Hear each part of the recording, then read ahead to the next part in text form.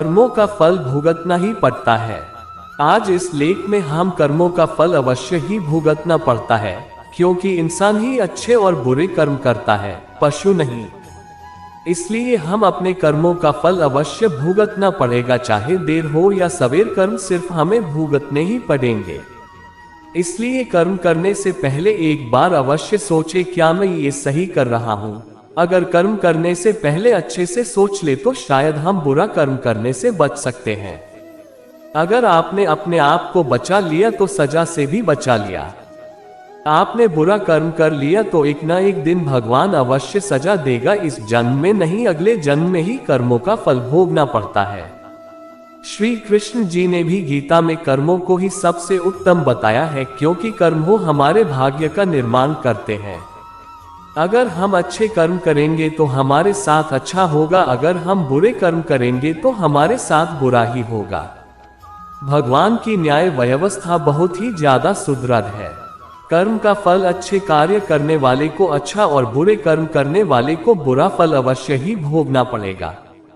भगवान के देर भले ही हो जाए मगर अंधेर हो ही नहीं सकता। जिसको आप देर समझते हैं वह देर भी नहीं है। प्रभु ने प्रत्येक कर्म के फलित होने का समय पहले से ही निर्धारित कर रखा है। समय से पहले या पीछे फल की प्राप्ति नहीं होगी। प्रभु की प्रत्येक रचना, प्रत्येक नियम इतना ज्यादा गहरा है कि हर एक प्राणी उसको समझ या जान नहीं सकता। आज जो कर्म हम कर रहे हैं, परिपक्व होकर उनसे ही हमारे भाग्य की रचना होती है। हमारे भाग्य के निर्माता हम खुद ही हैं और प्रत्येक मनुष्य को उसके भाग्य के अनुसार उससे फल या कुफल अवश्य भोगना पड़ेगा ही। इस समय हम जो दुख भुगत रहे हैं, ये हमारे ही पिछले जन्मों का या इसी जन्म के हमारे किए गए पुण्यों या बुरे कर्मों का, पापों का फल है। प्रभु को दोष नहीं देना चाहिए।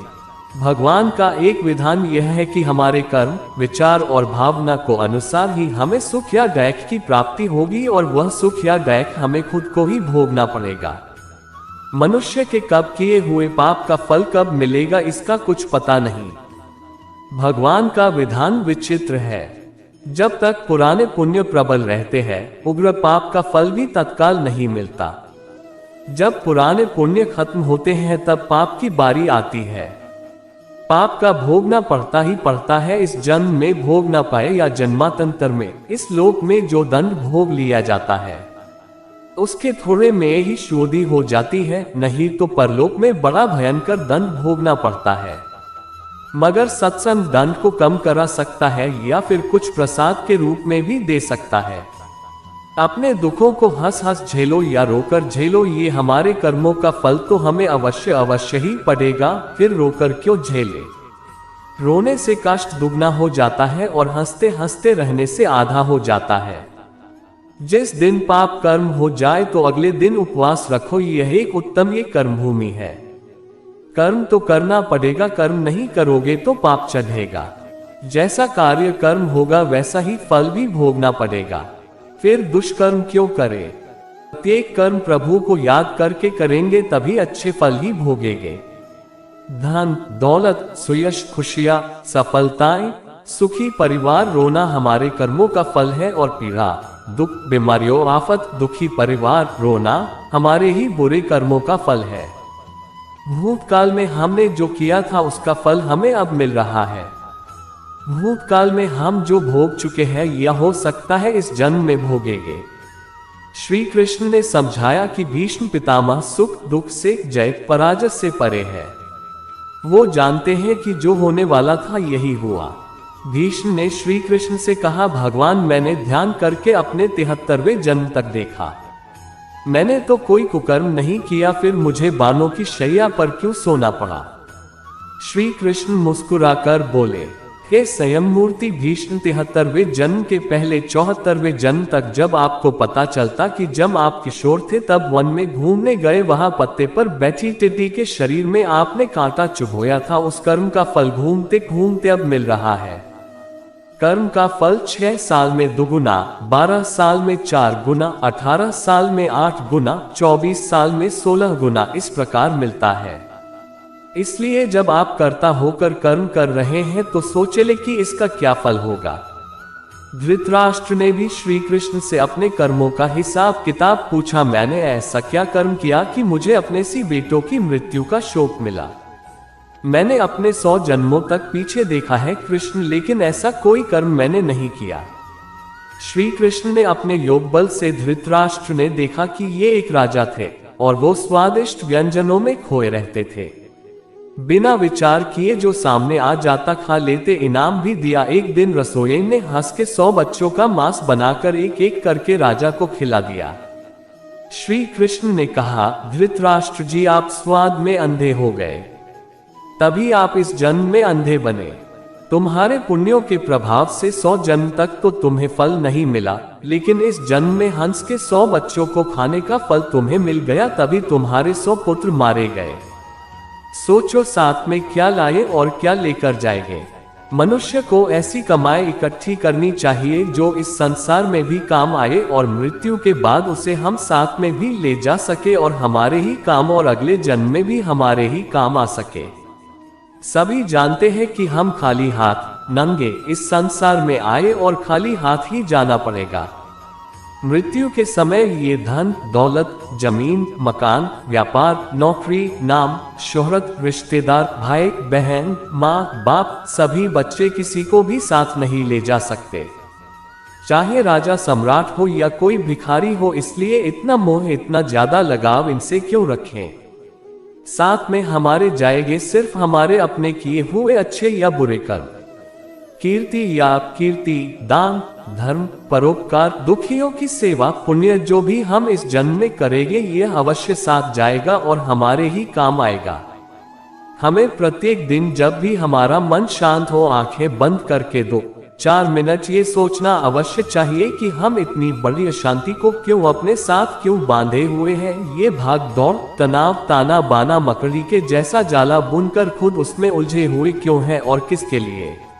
जो हमें बुरा लगता है ये दूसरे को कभी मत दो, जैसे कि कड़वी बात, गाली, गुस्सा, बेइज्जती, असम्मान, अपमान, गला सड़ा या खोट वाला खाने का पीने का सामान इत्यादि।